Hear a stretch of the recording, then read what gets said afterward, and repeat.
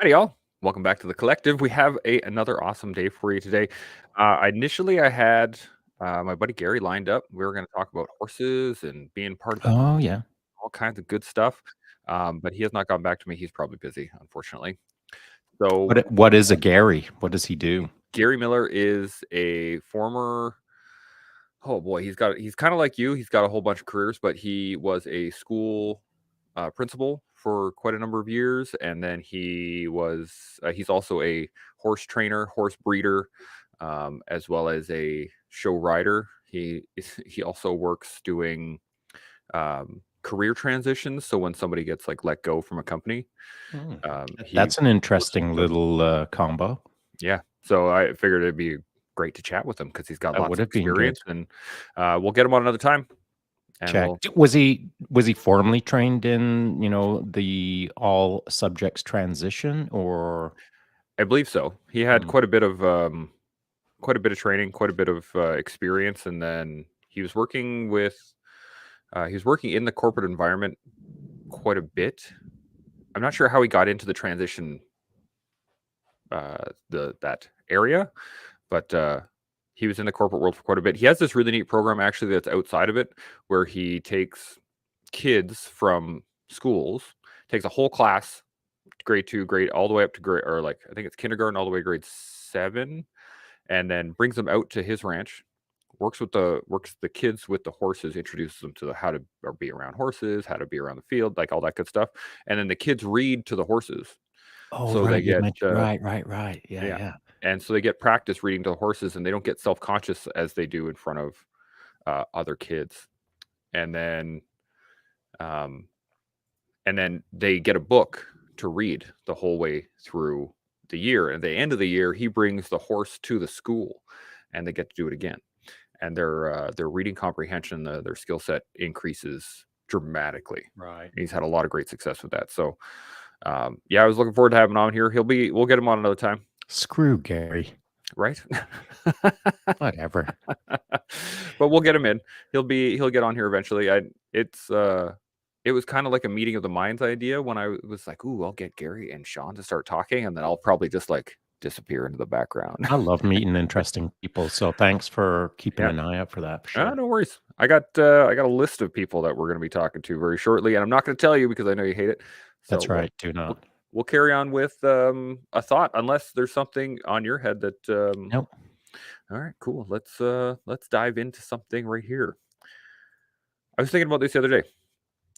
Depth of experience without thought versus depth of thought without experience. Mm. And the reason I was thinking about this was it was actually from jujitsu, but it's also appeared in many other things. Is that you can have somebody that is deeply experienced in something. They can be extremely skilled, have have a great ability to do a particular thing without any thought beyond that, without any thought past that, how it applies to anything else or how you can utilize it in another skill set or how to build upon it. They just know how to do, I can build a widget.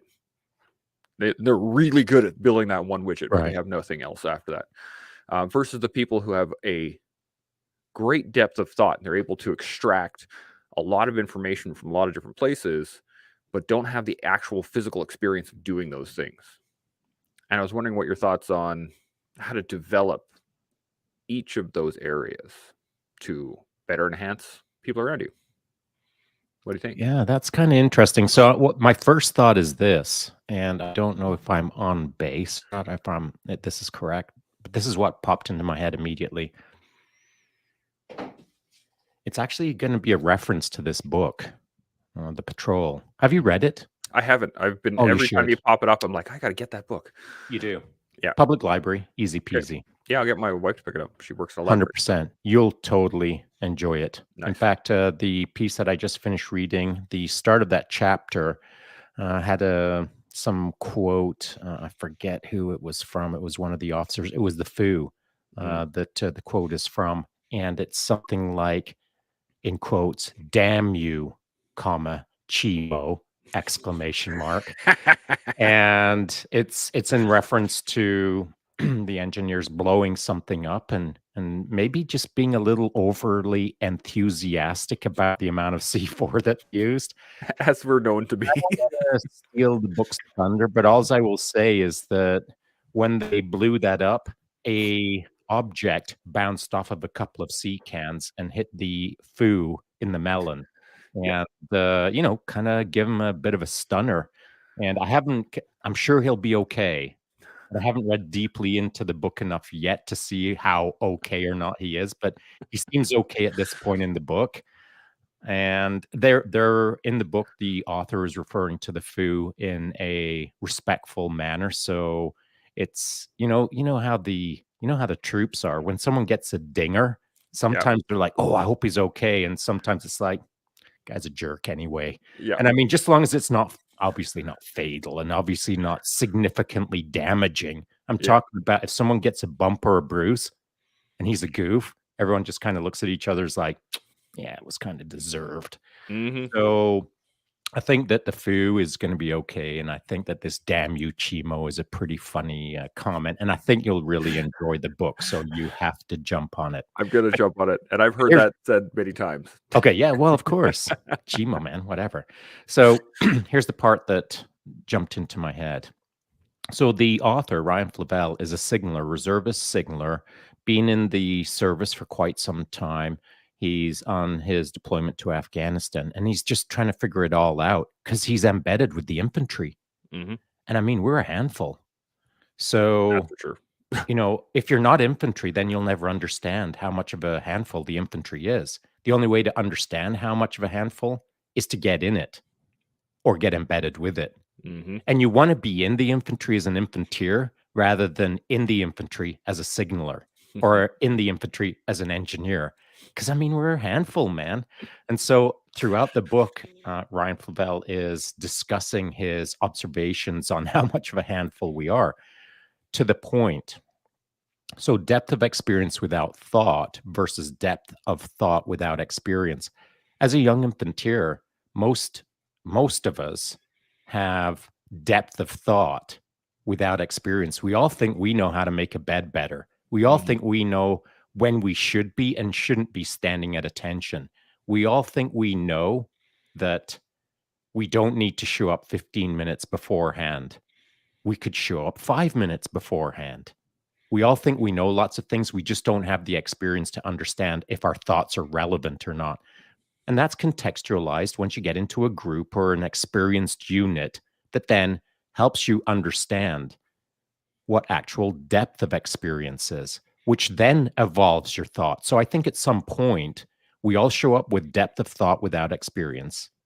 And if we stay around long enough, we'll get depth of experience without requiring much thought. Hmm. Now, the tricky part is you can't stay in depth of experience without thought because you never evolve. You're just experienced, but you're not evolving. And some guys go from the basic training mentality to the depth of experience mentality and stop evolving. Yep. So, here's me throwing down the gauntlet right now. It doesn't have to be that way, of course. Anyone who's in the game as a hard charger, and you're either if you if someone categorizes themselves as a hard charger isn't just someone that can run through a wall. It's someone who hard charges at everything in life. They pick up a book and read. Hmm. They try to be nerdier, which Ryan Flavel is, by the way, in this book. He's the nerd embedded with the grunts, with the knuckle draggers. And he's a little, it's not that he's shunned, but he's definitely an outsider because of his nerdery. Hmm. I think that's cool. I think nerds are cool. I think the trick is trying to combine nerdery with depth of experience so that you can be respected, not detracted for your nerdery. Yeah, I agree. I think nerds are cool. I've been called a nerd many times, a lot by you as well, but, by a lot of other people as well. I think being a nerd is good. I mean, it means that you're passionate about something.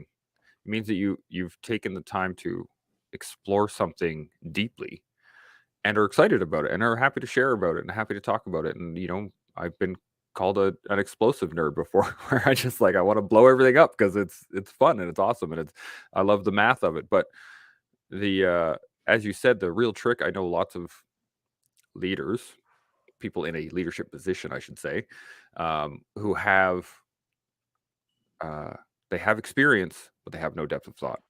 They got out of the school and they came to the unit, and there's no reintegration of, hey, this isn't, we're not teaching recruits anymore. You have experienced soldiers on your hands. We should utilize them as experienced soldiers. But how do we develop those people? Let's say as a subordinate, and you have a leader or a person put into a leadership position above you that doesn't have that depth of thought. They have the experience, they've been around long enough, they're obviously in the position. How do we develop them from a subordinate view? Leadership by example, even as a subordinate. And so if your superior is, we'll call it depth of experience, but no thought, challenge them on that, not by looking at your senior NCO as a private and saying, dude, you're an idiot. That'll get you taken out of the back 40. Yeah, it sure will. But you know what? If that dude is an idiot and you're a nerd, maybe you're a BJJ nerd. So now the depth of experience, unidimensional, one-dimensional idiot is going to take you out in the back 40 and quote unquote teach you a lesson. You know what's going to happen then? When he throws down, he's going to get his ass kicked by a nerd. And how bad is that going to look for him? Now what does he do? Doubles down probably with Yeah, an ego issue. Yeah, for sure. He's going to make you peel potatoes. Mm-hmm. But what he can't do is chirp like he wanted to. Yeah, I took that nerd out back and taught that nerd a lesson because, like, I'm experienced. How did that feel? Are you waking up now? Yeah. How did that rear naked choke feel? So no one is going to take me as a nerd with experience in the back 40 and teach me a lesson because I'll kick their ass. Unless they're like super hard and super experienced. And they better be a super nerd as well. Because in order to defeat me, you've got to be better than me. And if you're just relying on your knuckles dragging on the dirt, I'll outwit you before you throw a punch. You'll be apologizing to me before you get your knuckles out of the dirt. Because academically, I'll incise your. So if you wanna do well, you've got to go from depth of thought without experience to depth of experience without thought, and then beyond that, you've got to start thinking. So it reminds me of something kind of hilarious, is that I was actually watching a video on Instagram of an old Bruce Lee movie, and I don't remember which movie it was. They were on a boat. Like one of his earlier ones or later ones? Oh, on the boat going out to the island? Yeah, exactly. Isn't that Enter the Dragon, I think, maybe? I think it was Enter the Dragon. Okay. But he was... It's got the part with the Aussie guy, and he's throwing punches, and he's clowning with the locals and being a bully. No, when they're actually on the boat, and the guy starts throwing punches at Bruce Lee's face really quick, right? And then he's like, "What style do you have?" And he's like, "I have the style of no style." And well, what does that even mean? And it's like, I win fights without fighting. And well, I don't, you show me right now. And Bruce Lee's like, okay, it's a classic scene. You know, it's like, I don't want to. Forces him to do it anyway. He's like, okay, fine. We'll go over to that island. We'll take this boat. Let's hop on. He goes, okay, cool. And guy gets on the boat and he just unties it, and then just like allows the boat to float off in the distance. And it's that type of you have somebody, they're obviously experienced fighters, right? But there was no depth of thought in that moment from one of them. There was some depth of thought from Bruce Lee. Correct. So, it's the back 40 scenario. Yeah. Oh, I'll meet you in the back 40. I'll see you there at 6 o'clock in the morning. Yeah. How did you spend your day waiting for me, you idiot?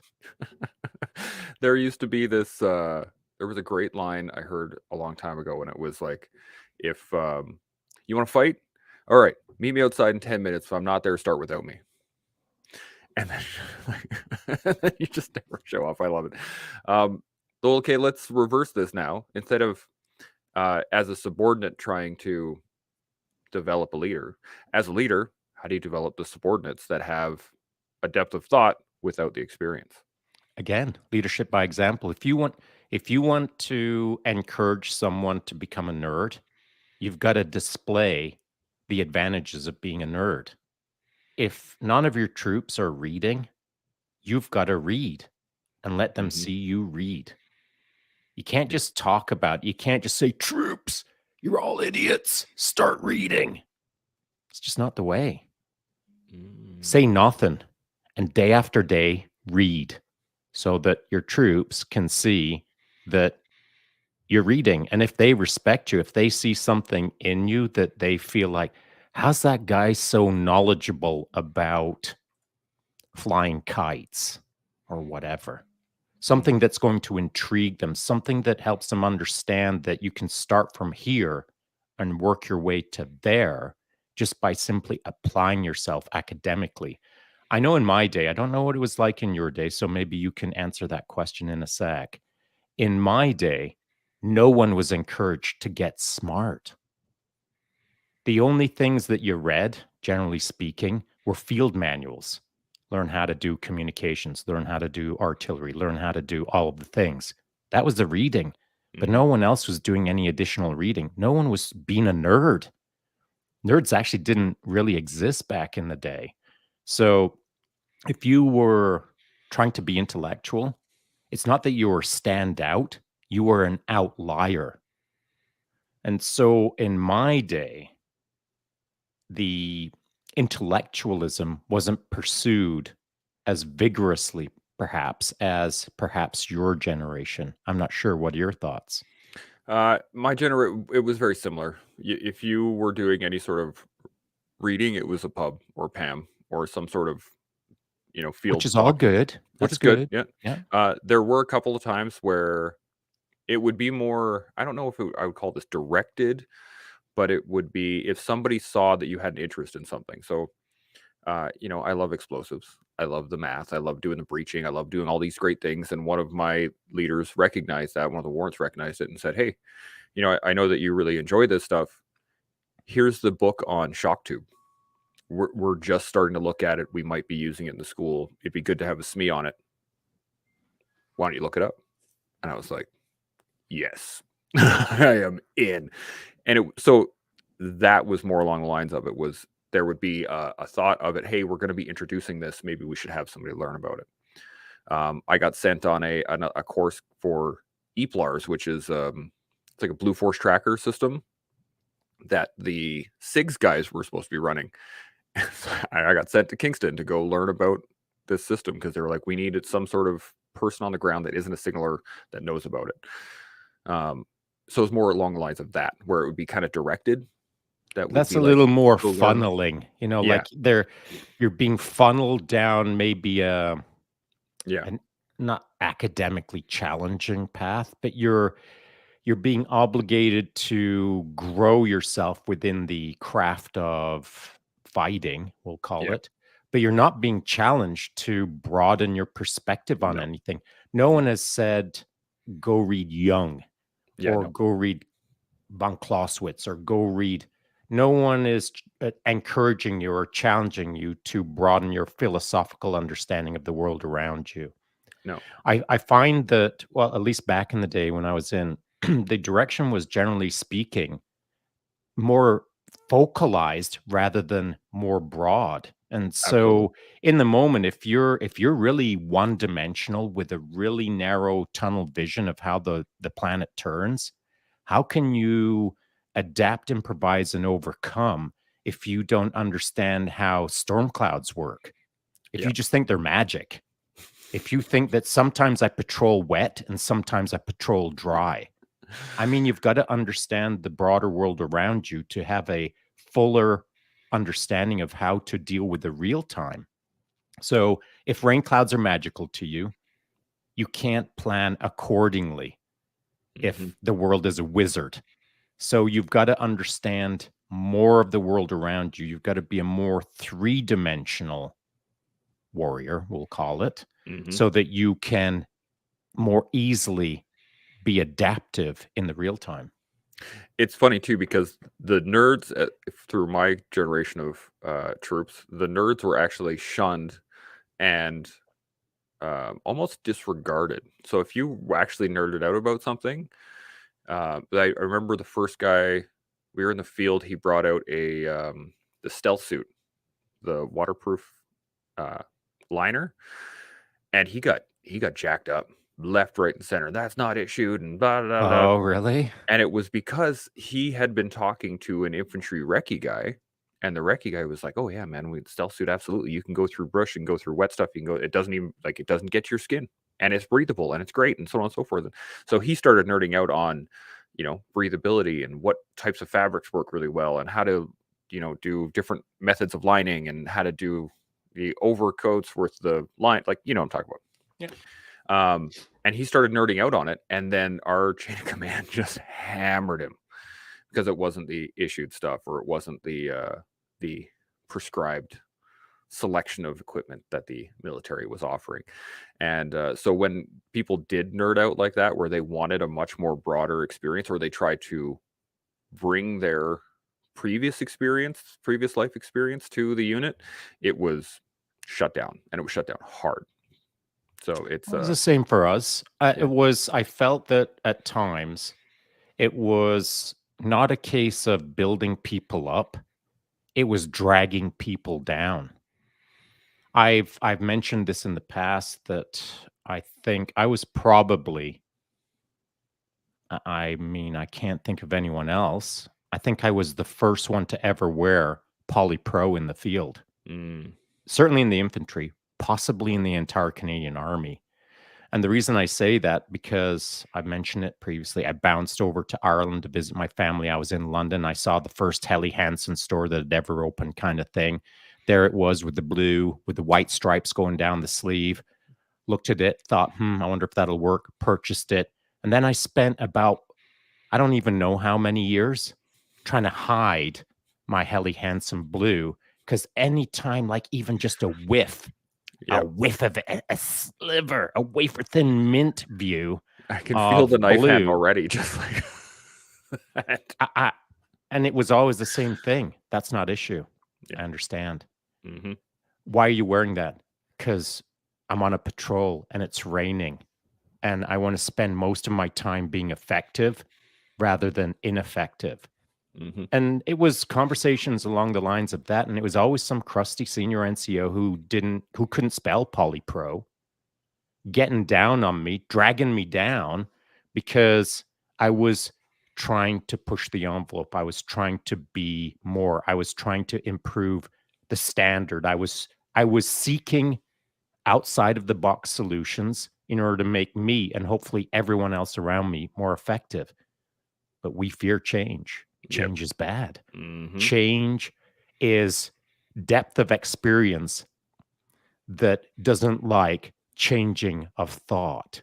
So it was an uphill battle most of the time in the static, dinosaur minded army that Mhm. didn't evolve well, did not like changing its thought. Yeah. We had, I had this great leader on my SQ course where I did 3 recce patrols. Um, we did, he was awesome. He was a former infantry sniper. He's actually, I wonder if you might know him, probably same time period as you. Um, but we went for a ruck march, and we were going for this long ruck march. It was warm out. It's Gagetown, right? It's humid. It's hot. We're all sweating, and we made it about 3 kilometers in. And he Like looked at down the one of the main gravel covered dusty highways or out in the like bush. out in the bush. So Okay, we walked on the highway, and then we went out to the bush, and then we came back on the highway. But check. so as we were walking along, he looked at us and he's like, you guys can undo your helmet straps, and we were like, what? Why? What? Uh, But he's like, no, it's hot. Undo your helmet straps. Open up your tack vest. Like, air out. We're on a patrol. It's hot. Like, allow yourself a little bit of breeze to keep yourselves cool so that you can ruck longer. And I always remember that because he had a couple of recce guys as well teaching on the course, and they were all the same. They had their helmet strap hooked up on their on the helmet itself and totally out of the way. It was nice to be able to walk around with. But he actually thought about it, and he had the experience to say, this works in this particular time frame. When you're on this particular walk, you can tuck this up. We're all marching in line. Nothing's going crazy right now. Once we get to where we're expecting, where we have to actually do work, untuck it and do it up. Cool, good to go. But then we went on another course, and as soon as the first person tried it, we went on a ruck march, and you could hear click, and the swing of the knife hand coming around made an audible. We were all like, "Oh, we're not doing that today." But I think I'm trying to figure out where the line is, because there's points that people kind of hang on, right? Whether or not your socks are the right color, or whether or not you have a little bit of blue sticking up from your undershirt. It doesn't seem to make sense in the moment, but it makes sense to them, right? Because they're sitting there going, well, he shouldn't be doing that, or they shouldn't be doing that because of X, Y, Z. What do you think it is that like really gets people to like stick onto those little things, those little tiny, what somebody else might think is mediocre or superfluous? Why do some grasp onto those tiny things and others just are like, Well, whatever? that's a good question, Chance. Brills, let me have a crack at it. Back to the book. Back to the page that I had marked. Nice. That I actually put a photo up on my Instagram stories this morning prior to going on my own live. How coincidental. Indeed.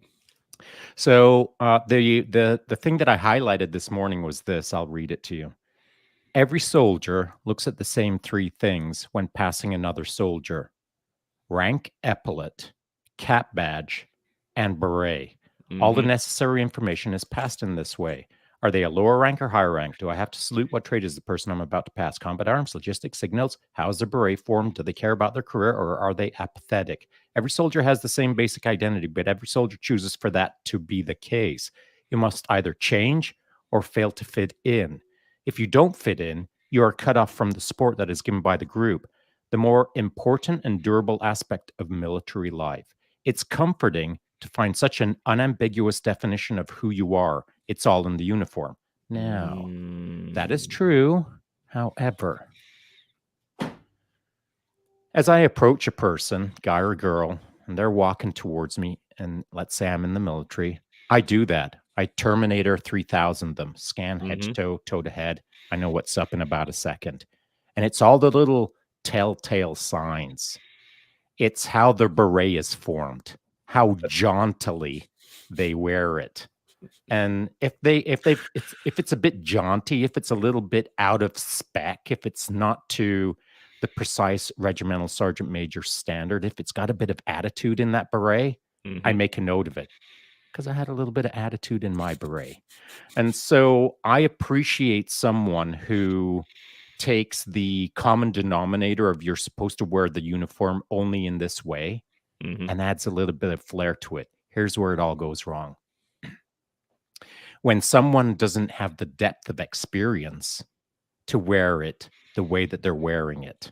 So you can be in day 400 and have a bit of attitude and put your beret on the way that you think is representing your attitude self, but you're only 400 days into it.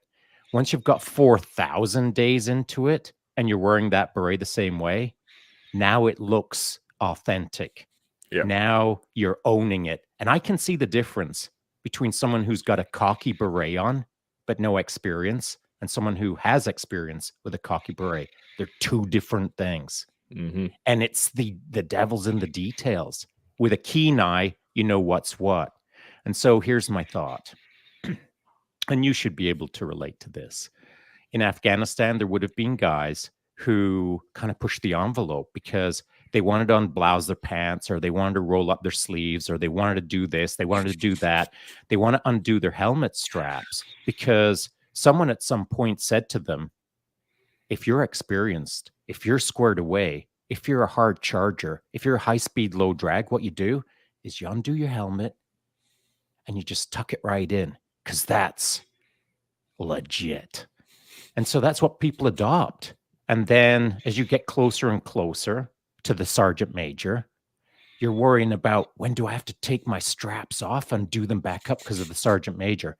Now, why does the sergeant major want everyone to re-blouse their pants as you head towards that combat outpost or whatever the case is, or roll their sleeves down or whatever the case is?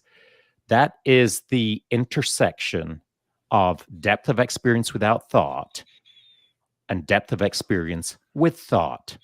Now, anyone who's worth their weight in salt will be able to look at the moment, the real time, and think, it's not a big deal if the troops don't have their pants bloused right now. Mm-hmm. If that's making them more effective, I'm all about that. Versus someone who's insecure, someone who's sitting in the air conditioning all day long and has an attitude because they're not out there doing the thing. Maybe they are annoyed and all they have left to annoy others is by being pedantic about the pants bloused or not. Yep. Am I wrong? No, you're 100% right. What was 100% your right. observations over there? Well, I got a few stories about that because I was one of those guys. I wore Oakley ballistic glasses instead of the issued ballistic glasses because the Oakleys, first off, were more comfortable. They didn't fog up, and they actually had a higher ballistic rating than ours did. So I didn't see an issue with it. And I could change lenses, which made Right. much more And sense. so to your point, in the book, Ryan Flavel states this, that a lot of the troops wanted to wear Oakleys.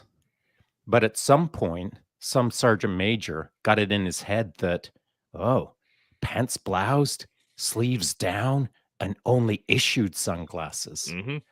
And then the case is made that you can't wear Oakleys because if you get blinded, they're not authorized sunglasses. Yep. And so you won't get a pension. And as I'm reading that, I'm thinking like, who is the stupidest Right. person in the world that would ever say something like that? Yep. Yep. I had that literally quoted to me many times by multiple sergeant majors. And I would literally, I'd do, Roger that, sergeant major, take them off. And they'd walk away and I'd put them right back on. And I just, anyway, so there's that. The whole sleeve rolling thing, I got told off by my sergeant and warrant and sergeant major all the time for rolling my sleeves up, unblousing my boots, all of those things. That was me. I was the guy that pushed that envelope all day long, every day, because you're in the desert. There's no reason to have your boots bloused, keeping all that heat on your legs. Like, that's just ridiculous. And a lot of it came down to, you had sergeant majors who sat in calf all day, every day. And when they'd come out and see the troops, they were bored and angry. Bored and angry. And they'd come out to see the troops sometimes, or we'd go in to see for, a minute or two. And we get, I remember got jacked up after a 5-day patrol, running around the desert, didn't shave for those 5 days because we were constantly moving, and rolled into calf for a quick resup. And I didn't get a foot off the deck of my lab before my sergeant was in my face saying that I needed to shave. And I was just like, really? Roger that. So I said, Roger that, sergeant major. And he wandered off to go yell at somebody else about something else. And I was just like, whatever, man, I'll get to that when I get to that. First thing I'm going to do is hit porcelain because that was more important. That's right. But celebrate. Exactly. But unfortunately, a lot of it comes down to the fact that I had a friend of mine mention this at one point. He was U.S. Infantry. They became an Apache pilot, which is freaking cool just to begin with. And he was like, I think the war didn't last long enough for you guys, in that fighting especially elevates merit. If you are good at what you do, if you're good at the job, you'll move up the ranks a little bit faster because you're effective, right? If you have a really good platoon commander, well, you want him as a company commander. If you got a really good company commander, he's going to and if you got a really good sergeant, man, you want to move those guys up so that you can. Well, that's the way it's supposed to work. Yeah. But because it didn't But last as that's long not as, the way it works. doesn't always work that way. His viewpoint on it was because the war didn't last as long for us, we weren't fighting for a really long period of time like the Americans were. There wasn't enough time to filter out the the the people that weren't as effective or they didn't merit Just for the fighting. small-minded. Small-minded people, right? Exactly. So I think that was part of the issue. The other issue is that we didn't have enough people. So even the good guys, those guys were getting cycled through tour, workup, tour, workup, tour, workup. I knew a guy did 5 tours straight, 02, 04, 06, 08, and 10. And I was just like, how? How do you even live? And I don't know how he lived, but he, there was a multitude of problems that have kind of affected the way that it was a very small-minded army to begin with because our military is small. And then we got put into the fight, and you had really good dudes who just kept going back over and over and over.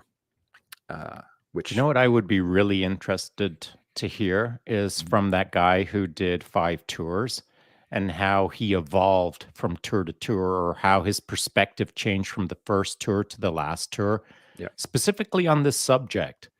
Because I feel that, at least for me, with the more experienced I get, the less nonsense I'm willing to put up with. hmm, And that's because I've I'm I'll get experienced, and I'll also apply thoughtfulness. So it's easy to get experienced and stop thinking.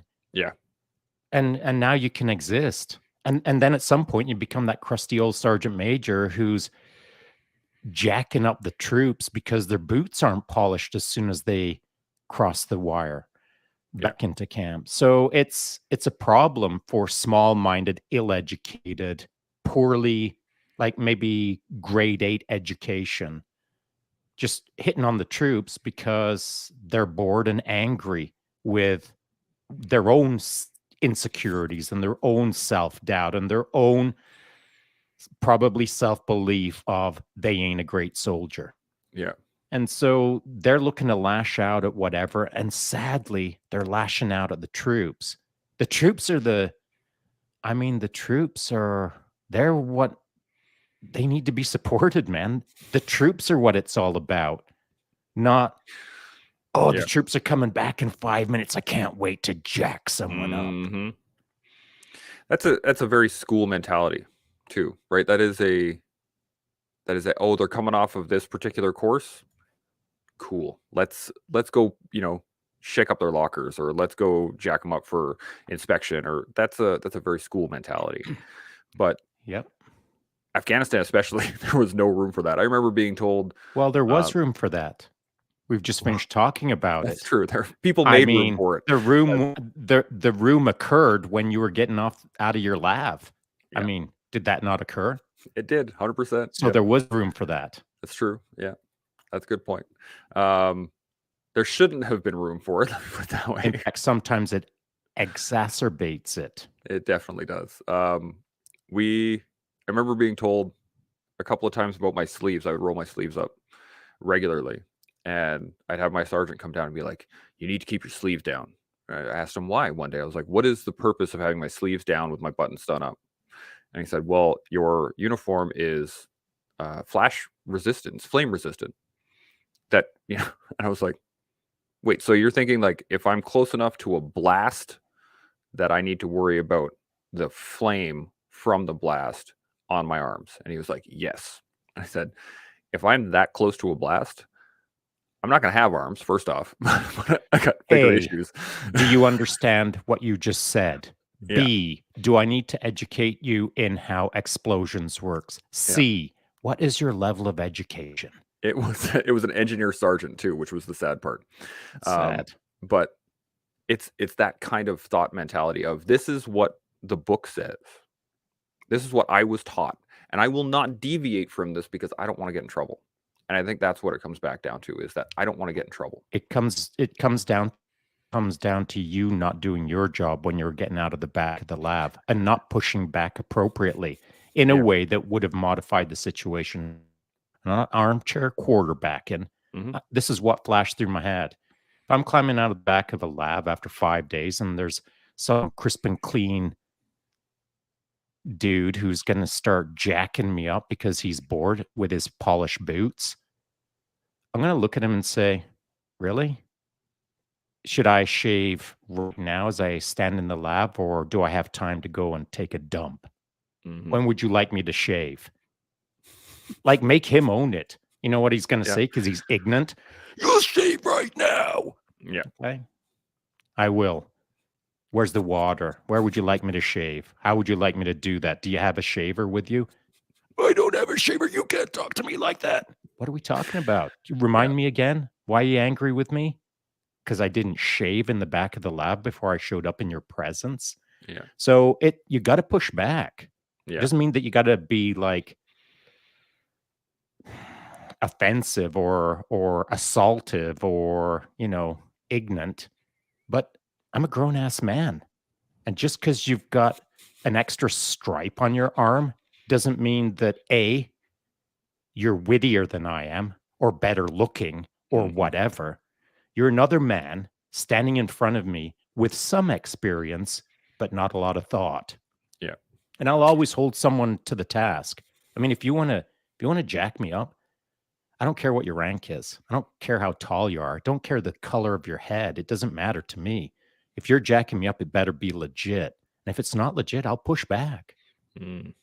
And yeah, I think had I had a bit more experience, by the time I hit corporal is when I started to push back against stuff like that. As a sapper, I was still very just roger that. And there was a lot of times where I would just take it and be like, "Okay, cool," and Well, you then have to. There's whatever. times when you have to, and there's Yeah. times when you don't want to.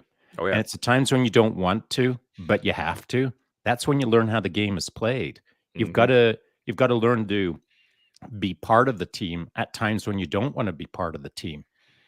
In fact, Ryan Flavel at one point in the page previous to the one that I just read out, I believe he said something along the lines of, sometimes you've got to stand at attention to learn how to be taught to stand at attention in your stand at attention class. And Mhm. that's just the way the army is, man. Sit there, don't move. For how long? Shut up. Okay, I guess I'll just sit here Roger that. because Yep. I'm a private and I don't know any Yep. better because I've Yep. got no experience and haven't got much thought in the game. Yep. But now, as a master corporal, sit in the corner. Which corner? That corner right over there, you idiot, Taylor. Did you just call me an idiot? What? Why did you call me an idiot? Mhm. Because you asked a question. I can't ask questions now. I'm going to play the game Yeah. with more experience and more Yep. thought. And at some point, the guy who's yelling at me, the other growing man who's yelling at this growing man, is going to get embarrassed. Yep. Because if his initial response is all anger, is all one dimensional, is all grade 8 education, never read a book, I'm going to outbook you. Yeah. Yeah, unfortunately, the times that I attempted that, there were a couple times where I went ballistic and I like went over and above where I should Yeah, have, that's an error. which is an error for sure. And then there were other times where I engaged them on a side note, like I asked the question, was shut down in the moment, and I was like, okay, I'll talk to you privately afterwards, right? And we went and talked about it afterwards, and I got shut down again by basically rock paper rank. So that does happen too, is when you push back It and they happens a say, lot. "Hey, I'm the sergeant major," and you're like, "That you are," and then they walk off, and you're like, "Okay, I guess Noted. that was right." Like that's all you got. Um, the one thing I did want to mention though, you were from my experience overseas and then coming home was at that point I had a depth of experience, but I didn't have the depth of thought to manage that level of experience. And so I came home, after 8 months of being on tour and doing all the work and I had a ton of experience in terms of, using the metal detectors and patrolling and all these things that I was doing on a daily basis, CMD and UXO disposal and that kind of stuff. But I didn't have the depth of thought to manage that experience, to utilize that experience and like But I bet put you it had a forward. huge, massive attitude. Oh boy, did I ever. And Well, it that's showed what in my happens. beret. Yeah, Yep. that's what happens. And if there's no one there to correct you, now you're a disservice. Hmm. And so who's to correct you? Well, it ain't going to be the sergeant major who's never got out of his lazy boy chair for most of his career Yeah. because you don't respect his opinion. He can't correct you. He can bark at you. He can make you do push-ups. He can send you to jail, but he ain't going to change you Mm-mm. because you don't respect him. He doesn't deserve respect. So, and I don't care about the rank. Again, I care about the man or the woman in front of me. You're either Mhm. good to go or you're not. And if you're not good to go, you're not going to get my respect. I'll I'll I'll salute, and I might do it disdainfully, but I'll salute. I won't kowtow to anyone just because they've got a piece of cloth on their shoulder. That's always been my way. I Yeah. played the game, but if you're a goof and you're a senior to me and you're giving me a pile of nonsense, I would always push back. Yeah. I also peeled a lot of potatoes. I never once had to peel potatoes. I did get KP at one point while I was in Afghanistan, due to a mishearing of something, and then I got told to go help out with the kitchen. Then I got down there, and they were like, "Yeah, we don't really need your help, but hang out." And I was like, "All right, cool, man. Well, if you need me, I'm here to like. What do you want me to do?" So I clean tables. Like you just do what you're given. I've I've peeled potatoes so many times. I don't even have a notable potato peeling story. They just all blur. Yeah, it's all just one giant potato that you've been peeling consistently for a while now. Yes. I think there's a trap here too, is that the depth of experience without thought and the depth of thought without experience. There's also a trap when you have no thought and no experience. I was going to bring that up because all of a sudden, now you've got the guy who's only 400 days into the game and he's all about looking high speed, low drag. Yeah. Because the guys who have experience, whether they have thought or not, doesn't matter. They're being emulated. So you watch the high speed, low drag guy walk by and you think, oh, I'd like to be high speed, low drag. I'm going to tuck my helmet straps in just like that dude. You don't even Mhm. know why you're doing it yet. Yeah. You're just trying to be high speed, low drag. And as that occurs over weeks, months, years, all of a sudden it's hard to tell who's who in the zoo because everyone's Mhm. got their helmet straps tucked in. Day oneers, 10-yearers, it doesn't matter what it is. Everyone wants to be high speed, low drag. Then it's the devil's in the details because, how's that helmet band look? Or does it have little notches on it? Is he a paratrooper? Mhm. Does he wear his helmet jauntily? It's the devil in the details. And anyone who's been in the game with enough experience and Yeah. has given it some thought, you can tell who's who in the zoo. Yeah. But there's loads of people who don't know who's who in the zoo. They just see high speed, low drag. Yeah. I really loved your point about the beret, because the beret especially, No. there's so many details involved in that. So many details. And if you know what you're doing, it shows. If you don't know what you're doing, it shows. And For sure. one of the big ones for me was you can actually, there's a grain, and when you tuck it up and you start forming it, you can actually develop that grain to go the way you want it to. And Oh, yeah. you can see that initially when you walk up to somebody, you're like, "Ooh, yeah, he's done that before many, many, many, many, many, many times." And Yeah. And you can see it from a mile away. mhm, You can look at the person and instantly know what's up. And then they'll walk up on you. And sometimes the observation or the appearance or the perspective that you have on a person will match up with the experiences they're standing in front of you. So you see them from a mile away, they've got that swagger, and you see, oh yeah, this guy's looking pretty legit. And then they'll come up and stand in front of you, and maybe they just do one of those. What's up, boys? mhm, Or maybe they put their hands on their shoulders. What's up, man? yeah, Two different things. And very much. so it's the visual will give you a lot of details, but the first word out of their mouth will give you a lot more details. How they stand will give you details. How they look at you will give you details. If you've been in the game long enough, reading people, there's so much to it's a massive novel Yeah, that you can flick through on a person before they even say a word, just if you've got a keen eye. Yeah. And that, goes back to our conversation about being a keener, is that you really want to, if you want to know, take the time to learn. You got And to pay attention. you're gonna pay attention to it, You right? got And to you're be gonna a nerd. start looking for it. You're gonna start going, oh, interest. Ooh. One of the ones that always caught me was, I could tell by your socks. Right. And the funny thing was is that we used to get I used to get jacked up all the time for wearing white socks Dude, because you should have been jacked up. because they were cheap from Walmart and I could get a ton of them and I could bring them on. This actually happened when I was overseas. My mom sent me a pack of 100 white cotton socks. She hated you. And well, this is the best part about it was at the time I wasn't blousing my boots, so you couldn't really tell. But Right. I had so many of them that when I went on patrol, I could bring like a stack of them and then I could throw them out Dude, you're the every day. worst. I know I'm so horrible, but every morning I got to put on fresh, clean socks. Yeah, that wasn't doing your legend any favors. No, it wasn't. But you know what? They were comfy. And I loved it. Okay. It was my one little creature So let me give you a comparison of socks. Yeah.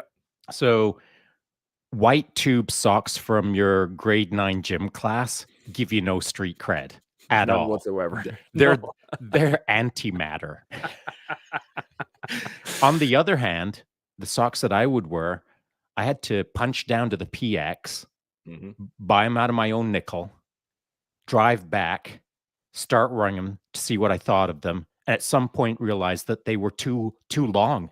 So I took out my knife, cut off the tops so they were just about that high above my JBs, my jungle boots. Yeah. And they're all jiggity jaggedy. I didn't care.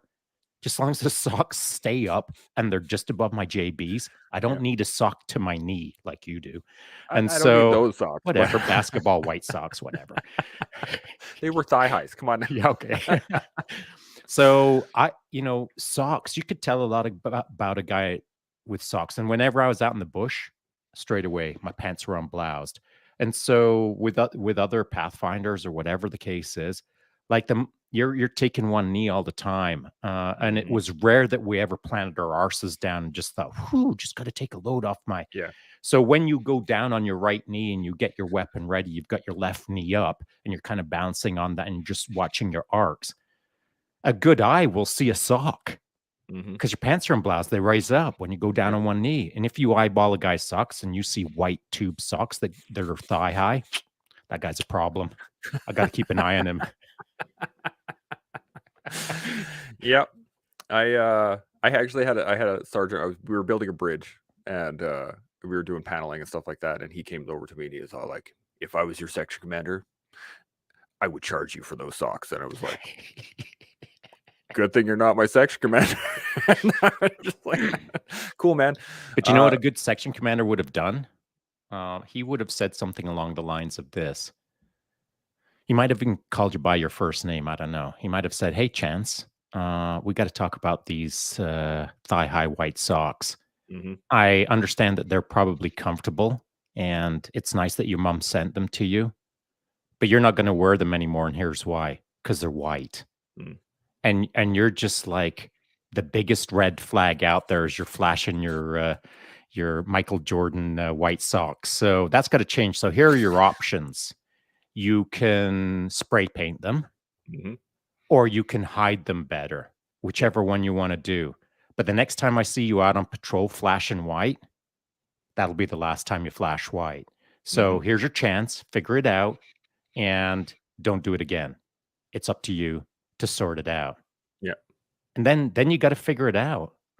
You got to hide that white, baby. And had that been given me, if that was what was told to me, my section commander came up to me and told me that, I would have been like, "Roger that. No problem. I'll take care of it." That's right. You're given an option to perform, to chase the outcome that you want, which is to wear your hip-high white socks. And so if that's what you want to do, figure it out so that you're not a tactical distraction, for lack of a better term. Yeah. When I did get home, I bought a whole bunch of black socks. So, because then that made it a little bit easier. Same socks, but they were just black. Because you wanted to join special operations. No, I actually did want to join special operations, but that's not why I went Black Sox. You know what? I just threw that out as a lark, but I've Yeah, never asked you that a little bit. I think we talked about just a tiny bit. yeah. But did you ever like get so serious about it that you actually started doing push-ups to harden up that stick-like frame, or? I did for a little bit, and I started listening to people, and that was the biggest issue. Was that Mm. the stuff that I wanted to do? I was like, ooh, I saw again. I can't remember his name, but on my basic training, my sergeant major for the course had a Pathfinder pin on, Oh, lucky and I you. and I Wonder was who like, that was. yeah, I can't remember his name. I tried looking it up. Hmm. Like, it's not on any of our shirts or any of our Okay, check. logos, but I'm gonna find out because I know people Yeah, you still that are in should. Yeah, yeah, it. But I was like, I know what that is. That's awesome. First off, and I want to be a Pathfinder. yeah. And then I got told, well, you're an engineer. You won't be able to go on the course.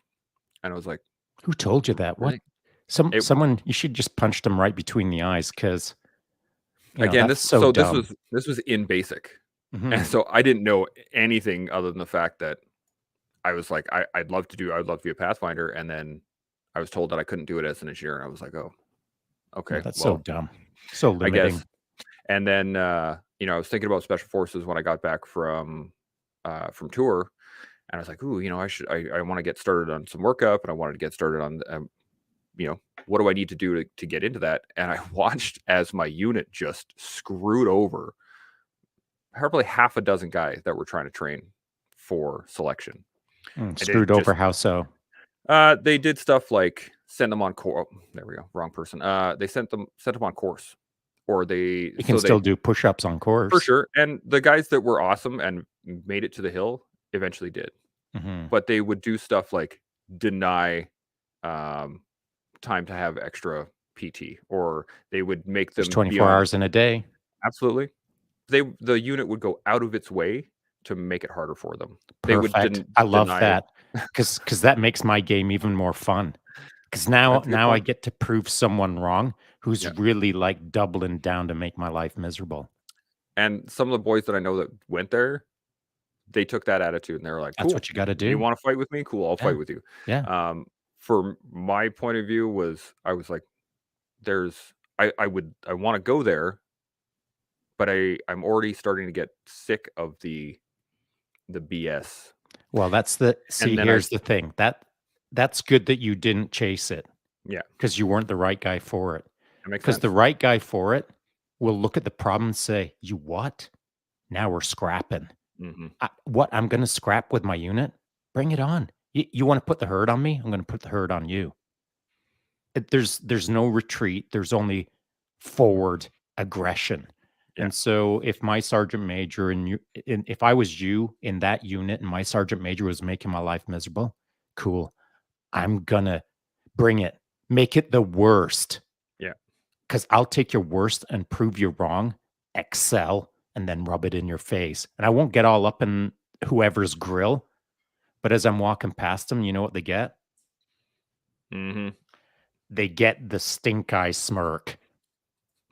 Yeah, my biggest issue actually, more than anything, was I was in that moment of depth of experience without thought.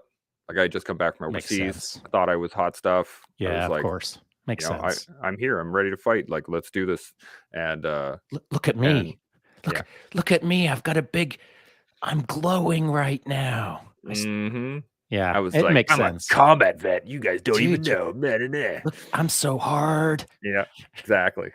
And that I'm that was so hard. What do you mean I've got to train on my own time? You're not going to give me time.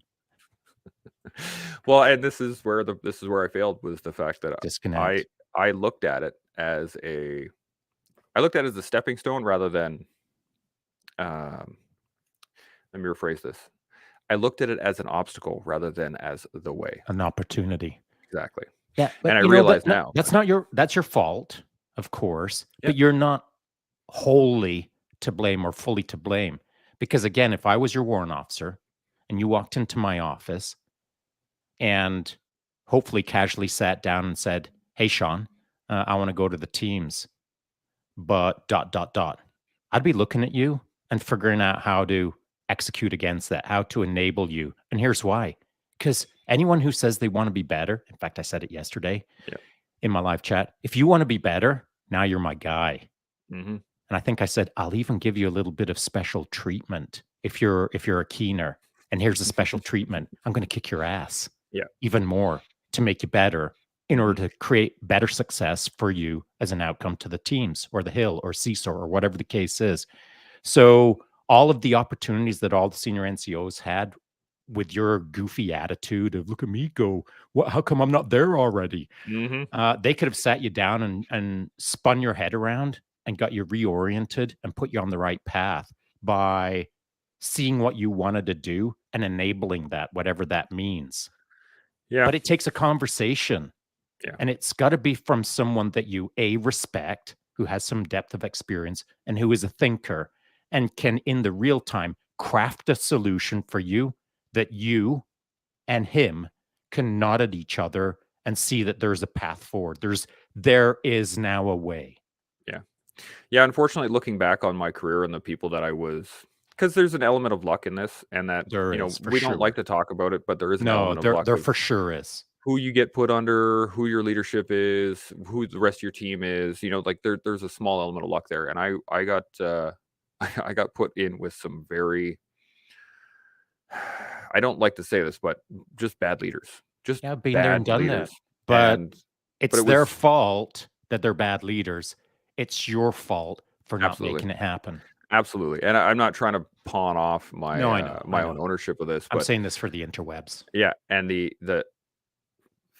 unfortunately, it wasn't like 1 or 2. It was like consistently, Whatever, a million. continuously, It and doesn't yeah, matter. it kept That's getting them. This is you. You can well, control you. You can't control them. and so what happened is that I got bitter. Yeah, I you got did. angry, and I got to a point where I was like, I don't want to be if the rest of the military is like this, I don't want to be here anymore. You and 10,000 other guys have thought the same thing, of Exactly. Yep. course. Yep. And this was the challenge. And then once I got out and I look back on it, and I was just like, oh yeah, oh yeah, that's where I failed there. This is where I could have done better. This is a lesson that I'm going to take from this and utilize it for the next part. And then by the time I got to Meaford as an instructor, where the outlook changed because I was surrounded by people that wanted to be better, that wanted to be faster, that wanted to be stronger, that wanted to be better instructors, better teachers, better soldiers. You were surrounded by nerds. Exactly. By that point in time, I was already done. Yeah, Like right. I'd already Spoiled. planned my exit. I had already Yeah. This is already going, and then I actually got it's a funny side story here. We're a little bit over time, but Yeah, we are. That's your fault, not mine. my adj, I walked into my adj's office in Meaford, and I was like, "Hey, man." So I said, "Hey, sir." I Hey, got bro. yeah, I got like 2 months left in my contract. Should I be doing anything? Like, is there any paperwork, or like, do I just walk off base? Like, what's going on? And he was like, come back tomorrow. Roger that. Showed up the next day, and he passed me a 17-year contract. And I was like, no, I don't think so. no. He's like, are you sure? You're already on your sergeant's course. You're already loaded. You're going in the spring. Like 3 months, you're gonna come back here. You're gonna be the engineer sergeant on base, and then you're gonna go back. You're gonna go to 2CR after that. And I was like, you didn't hear the first time I said no? Like, you want to send me to Gagetown for 6 months? That's gonna like make me stay? Like, no, I'm good. And my son had been born, and I was like, time You to were move done. on. Yeah, done. Yeah, you Which were is done. unfortunate. Yeah, it is the way it is. You were spoiled by the system long before they offered you the right path forward. Yeah, which is unfortunate.